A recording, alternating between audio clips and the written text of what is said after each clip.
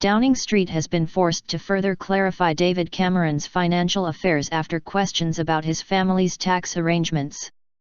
Number 10 said there were no offshore trusts or funds that the Prime Minister or his immediate family would benefit from in future. Labour say questions still remain and want him to publish his tax returns. It comes after a row over an investment fund set up by Mr. Cameron's late father Ian. Leaked documents revealed Ian Cameron was a client of Panamanian law firm Mossack Fonseca and used one of the most secretive, albeit lawful, tools of the offshore trade after he helped set up a fund for investors. Still questions. Downing Street initially said Mr. Cameron's tax affairs were a private matter. But after a day of questions from the media about whether his family retains an interest in the fund, Downing Street took the unusual step of issuing a statement saying Mr. Cameron, his wife, and his children do not benefit from any offshore trusts. And Mr. Cameron himself said he had no shares or income from offshore trusts.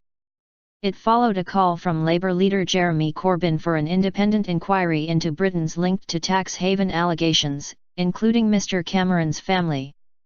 But there was criticism that Mr. Cameron had not said whether he had already benefited, or would gain in the future, from offshore funds.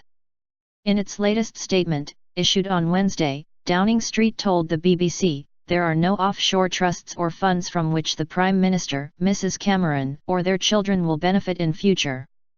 The statement did not address the issue of whether Mr. Cameron had previously gained from his late father's investment fund, which Labour's Wes Streeting said needed clarifying. I think there are still questions about whether or not he benefited in the past, the MP, who sits on the Commons Treasury Select Committee, told BBC Radio 4 Today. Labour MP Jess Phillips attacked David Cameron's late father for not paying his fair share of tax, saying it was utterly disgusting, in a blog for the Huffington Post.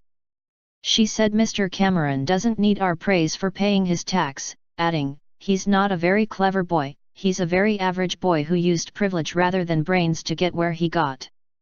Mr. Corbyn said he would publish his tax returns and called on the Prime Minister to do the same. Chancellor George Osborne said the government had done more than any previous government to tackle tax evasion and avoidance and to make sure people pay the taxes that are owed. Asked whether he himself had benefited from an offshore fund, Mr. Osborne said, all of our interests as ministers and MPs are declared in the Register of Members' Interests. We've made our position very clear. A source close to the Chancellor later said Mr. Osborne has no offshore interests in shares or anything else and had made clear his interests were properly declared in the register. Business Secretary Sajid Javid, who is in India for talks with Tata Steel, was asked about his own financial affairs, and told the BBC, I don't have any overseas trusts or overseas funds. The Prime Minister is hosting an international anti-corruption summit in London in May as part of the government's transparency agenda. Mr. Cameron has said the government has reclaimed billions of pounds and led the world in having an open register of beneficial owners of companies, which is due to come into force in June. He is facing calls to increase the pressure on tax haven UK overseas territories to fully open up their business registers to UK law enforcement agencies to improve transparency. Labour has also called on the Prime Minister to consider taking direct rule of UK overseas dependencies and territories that do not comply with UK tax laws.